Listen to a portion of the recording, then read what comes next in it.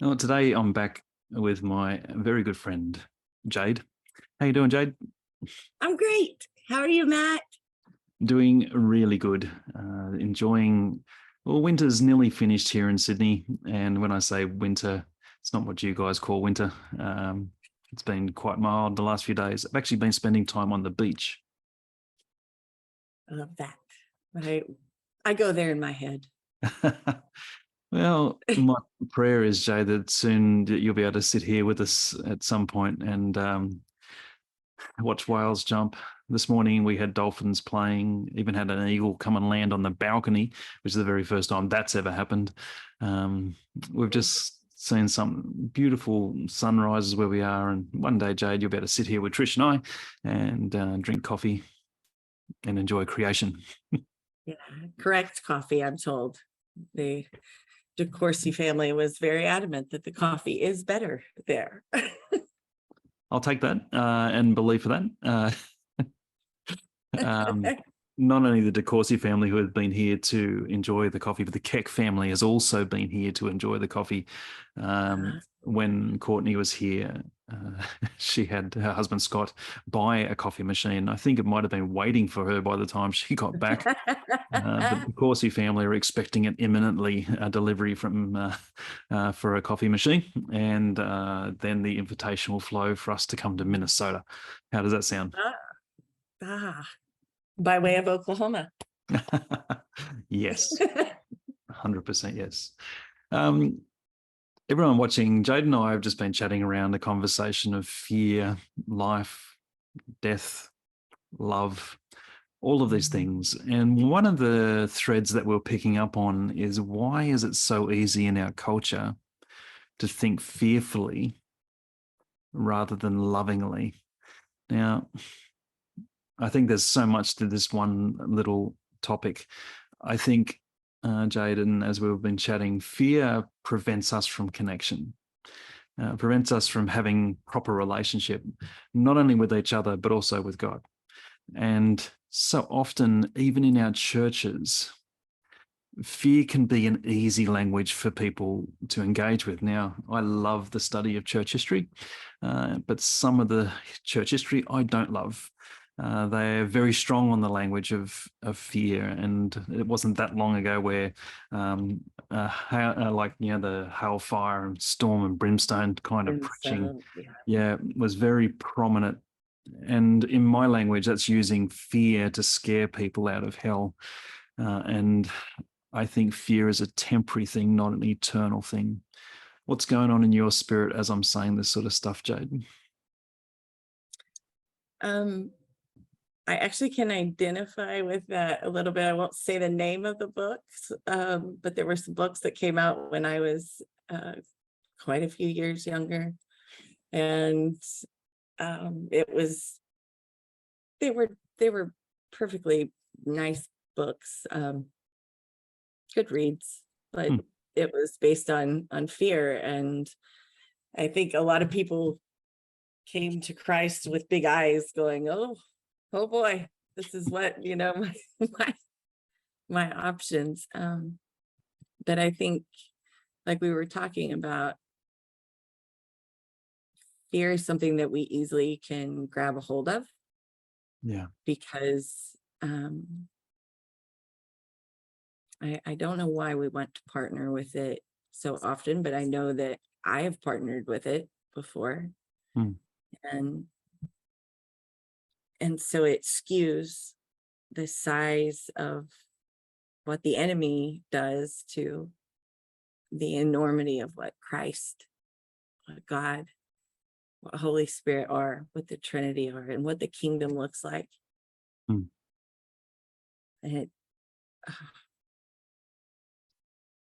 I think we want to blame sometimes, and instead of love. Yeah.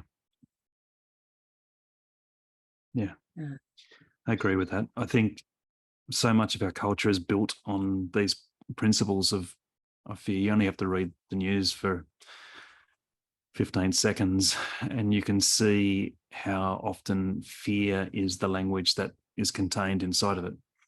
And particularly with some of the things that are going on in our world. And it's not just COVID, it's like some of the challenges in Russia and Ukraine and China and America. And it's easy for the narrative to become paralyzing in fear. And you just shared about the enormity of Christ's love versus the fear or the shame that we often use. And I wonder, Jade, whether even as Christians, we don't understand the enormity of that love, and therefore they sort of come back into some kind of balance to go, it's a good versus evil moment, and hopefully good will win. How do you feel about that? Okay, the whole topic gets me excited because I can see little glimpses of what God is doing all around the world, even in these terrible situations like war and all of this that's going on. There are people that have just kind of, they've chucked that old set of robes and they're just going for it. And they're saying, you know what, I'm going to open up myself to love. And that's a big, scary thing. But I think when we open up ourselves, because Christ is love, because God is love, we love because he loved, because he is love. That's how we know how. I tell my dad that I know part of the reason that I know how much God loves me is because the way that my dad has loved me, where every bit of things that he could have shied away from and said, and I realized I'm very, very fortunate and super, super blessed. But all the stuff that he could have said, I'm done. He didn't. He didn't. He chose to lean in, and that's what God does. Yeah. There's my dog. Yeah. Little guy. See, like even that concept of your dad, your earthly dad's love, that is actually creating an atmosphere there that allows you to be Jade. And like you said, not everyone has that sort of aspect that of a father or a mother figure that actually stands in that place and creates that atmosphere. Often we have ideals of what that could be, and then we have expectations and those things come undone. And so for many people, they back away from avenues of love, and they create these walls of fear because they want to protect themselves from being disappointed or being hurt or even being abused at times. This for me is why it's so important for us, like as believers, to understand not only God's love, but the design of God's love, the application of God's love, the outworking of his love, and to see the evidence of his love as well. And like you felt it and experienced it through your earthly dad, again, God will be drawing people around you right now that are good expressions of his love, and allows that to be an opportunity for the atmosphere that surrounds you to actually start changing and shifting.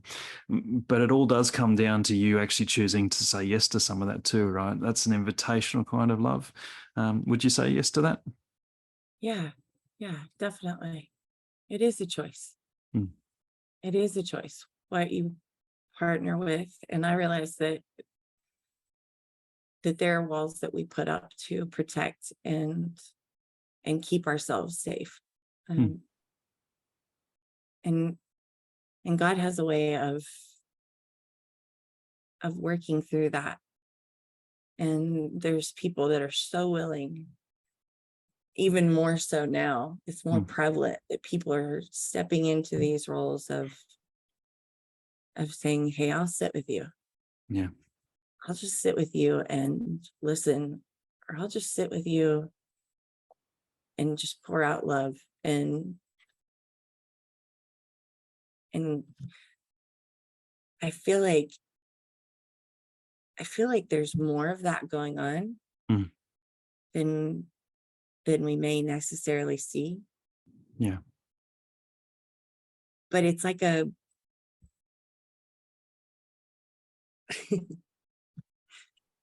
it's kind of like this bubble, right? So Yeah. like, like a soap bubble, like Mm. kids are blowing a bubble.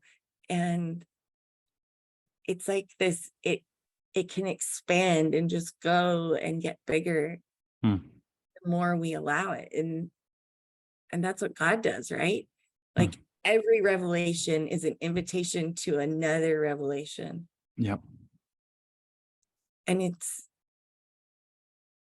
that excites me. And that's what I want to partner with.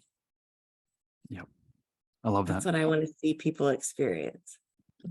It also shows some of your character right there, and that joy part of you, Jade, that loves experiencing the fun of being in the kingdom too. I think at times, even if I use your analogy of the blowing up the bubble out of the soap, um, if a soap bubble pops, a child will run back to the source and go from again and again and again and again until that source runs dry, and then there's tears. Just some of my own parenting experience right there. But so often with us, and I don't mean to lighten the pain and hurt that comes into people's lives, but when the pop of the bubble happens, we feel like it's never going to happen again, or it's never going to come back to that place again. And sometimes I wonder whether we need to discover something of that childlike wonder and joy of running back to the source. I also think sometimes when we think about love, we idealize it. And so we determine because it's love, there will never be any pain inside of it, Oh, or there'll never be any fault that actually happens inside of that relationship. And I think there's an opportunity for us in this time to start unpacking this whole concept of love and discovering the reality, that get down in the dirt, to work through the offenses, or to work through the misunderstandings, and to see that when the bubble pops, that's not the end of the game. That's the opportunity to reinvest in the source again and to go back to those places of understanding the Father's heart for us. How do you feel about that? I'm excited. I'm super excited about that. Yeah, I think it is, because love is messy. Yeah. Earthly love is messy, but it's part of our design. Yeah. It's what we all crave. Everyone is trying to have a life, make a life, a living, a home, and they're all trying to be loved Yeah. and to love. And I feel like we look at love as a deficit sometimes. Mm. And instead of looking at it as what it can be. If you and I disagree, Mm. we need to not take the option, because we are friends that love one another. We Yep. don't take the option to, walk away. Yep. We can discuss it, and maybe you see where I'm coming from and I see where you're coming from. Maybe one of us has a heart change. But if we're approaching each other with the love that's in our hearts, Mm. Yep. and even if we don't walk away with the same view, we still love that person. 100%. And like I guess you've heard me teach before that often in our culture, we value the offense more than we do the relationship, which means if you offend me, we can't do relationship when you value the offense that highly. And again, it's not excusing poor behavior, but it's giving an opportunity to understand behavior at a heart level. And so why did I respond like that? Why did I react like that? Why did I make that choice? And there could be 1,000 reasons in that. And some of them might be very, very valid, and some of them might be downright silly. You don't know that sort of stuff until you actually can be in there. And I often think that even with relationship, we don't really know a deep relationship until it's tested, until we can go, okay, okay, that's happened now. So where does the next step go to? And I think with Jesus, like even when the disciples would doubt or question or suggest different things, Jesus was right there willing to engage. And the whole concept of Jesus restoring his relationship with Peter with those brilliant words, "Do you love me?" It shows to me that the Father heart, and that phrase, "Do you love me?" is a driving fear away phrase. And I wonder, even in our churches today, what are the phrases that we use that drive fear away from a relational point of view, not to parrot them, but to allow them to flow from our spirit and flow from our hearts? Yeah. I that reminds me of um what did Jesus call them?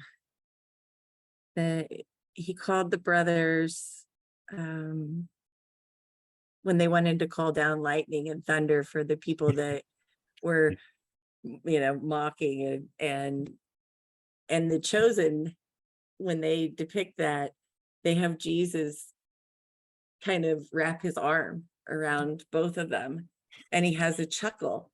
And he said, "And you went to," it's kind of like that, oh, geez, where they tap on Yep. the head, like, I see your loyalty and your love for me. Let's not do that. let's let's maybe let's maybe ring that back in and go, okay, how do I love the people that I just wanted to call down fire on? Yeah. Yeah. See, in my phrase, that's Jesus is saying to them, that's not how the kingdom works, guys. Um, and again, I guess Old Testament at times they could take stories that may be out of context, who knows, and go, but yeah, but you did it back there. And God and Jesus is like, yeah, but this is a new day.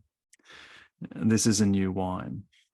Yeah. And so much of at times when you read the Old Testament, you see the wars and the battles and the fights and the hope that they're going to overcome. And when they don't trust God, they lose that battle. And when they do trust God, they win that battle. And so often we can take that and bring that into our culture today, that we're always about fighting, or we have to fight something. And sometimes as Christians, we can easily get lost in that language. I've got to fight. I've got to fight. I've got to fight. I wonder what that would look like if our vocabulary changed to "I've got to love, I've got to love, I've got to love."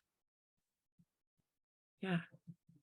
Yeah. What if the target changed? Like Mm, the target wasn't, yeah, the target wasn't how do I battle this and go to war? mm, But my target is how do I handle this with keeping my love open and yeah, on? Um, and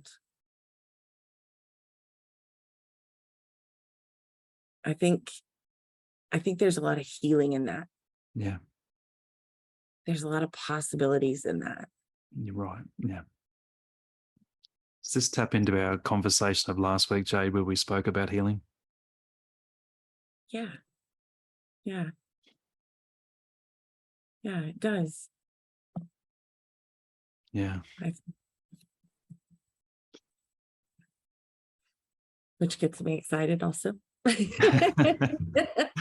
Yep. And from the responses we got from that video, a lot of people are excited about your revelations of love and healing and the way that these things work together, and the restorative power of God's love inside of lives and communities and relationships and all concepts of healing. I think when we love well, God has been manifest, and when God is manifest, infinitely more can Yeah. happen. Yeah. Yeah. Those walls, they slide down. Find that you don't necessarily need them. Yeah. Yeah. And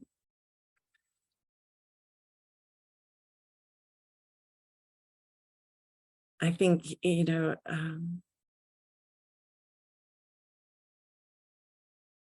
I think what would our hospitals look like Mm, if you walked through,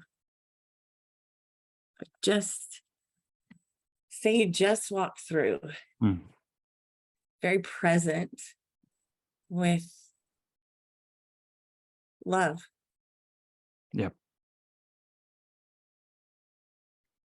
I wonder if it would cause some things to shift.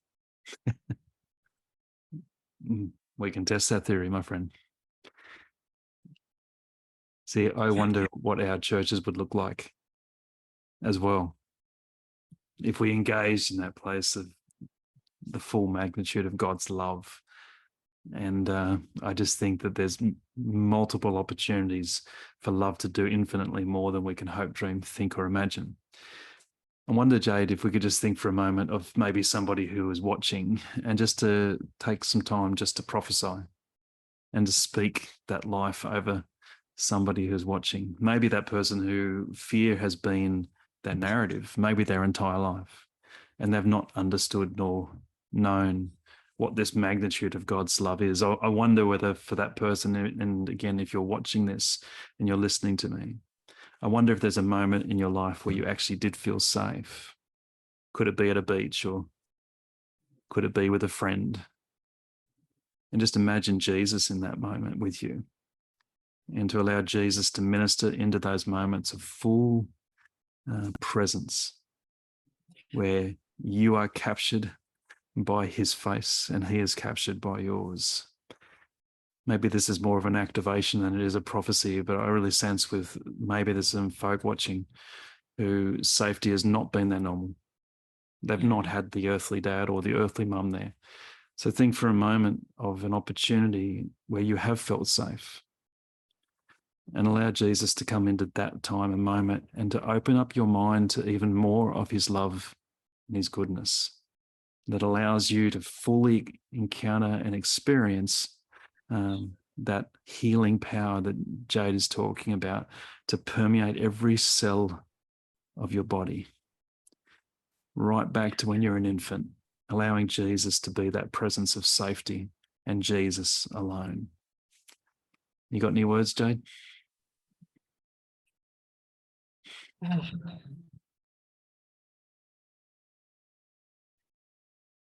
Love is so saturating. It's so saturating. And when you're in that place where you feel starved of it,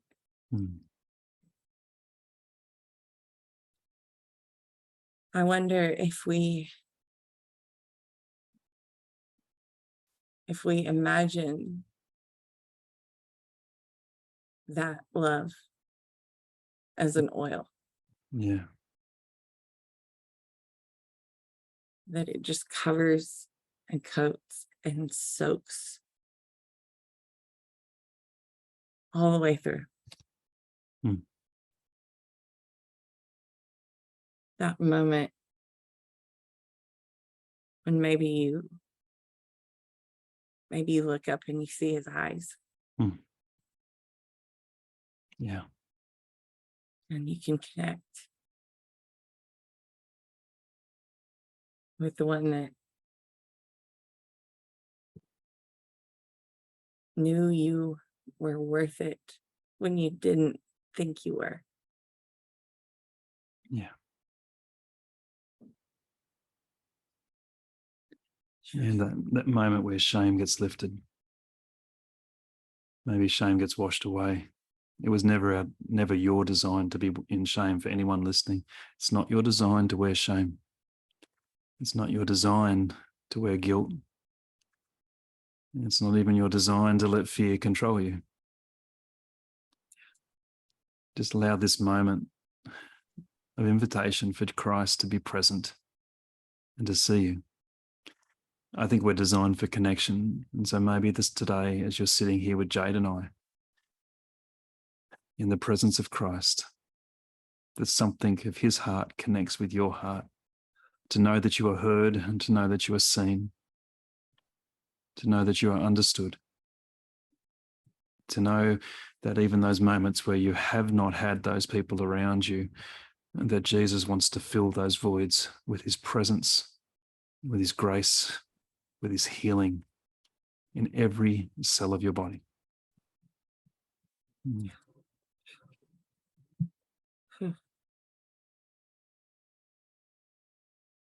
I'm going to take a risk, Matt. Well, we still have just a few moments.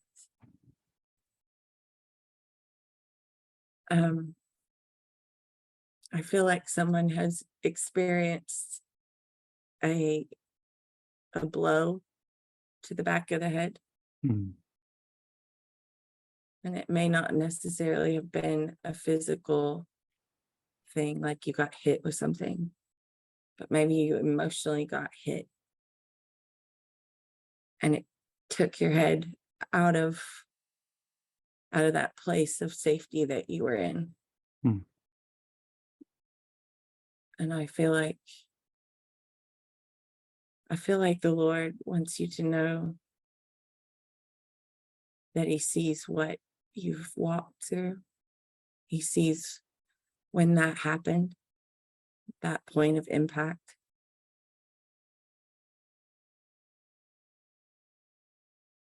And it didn't go on deaf ears. Mm. I feel like he's coming to kiss that place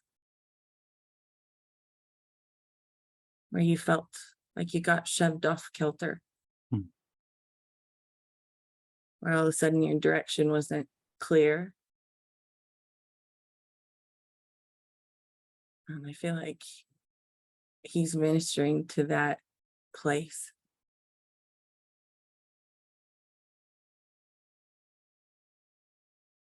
Yeah. Yeah.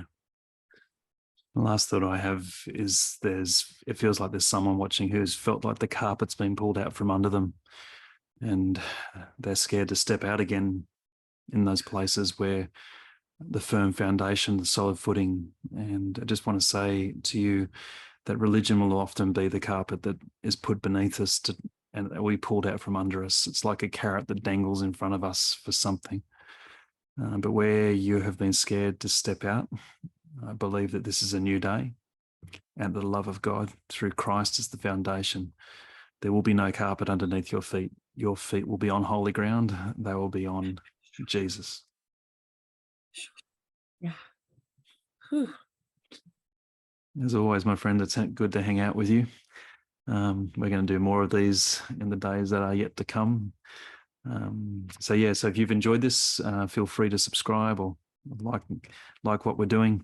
And we'll be back soon. Love you all, and thank you again, Jade. Bye.